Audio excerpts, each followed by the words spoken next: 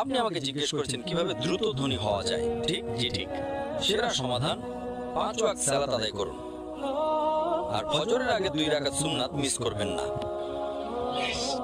আপনি কি জানেন শীর্ষ 10 জন ধনী ব্যক্তির তালিকায় 4 নম্বরে বিল গেটস, 2 নম্বরে জেফ বেজোস, তো 3 নম্বরে জেফ বেজোস, 2 নম্বরে ইলন মাস্ক, 1 নম্বরে কে? একজন মুসলিম যে ফজরের সালাত এবং সুন্নাত আদায় করে, সে এদের চেয়েও ধনী। কারণ নবী সাল্লাল্লাহু আলাইহি ওয়াসাল্লাম বলেছেন যে ফজরের 2 রাকাত সুন্নাত পৃথিবী এবং এর মধ্যে যা কিছু আছে তার চেয়েও বেশি মূল্যবান। অন্য সব সালাত সময় মতো পড়ি, ফজর আমি উঠতে পারি না।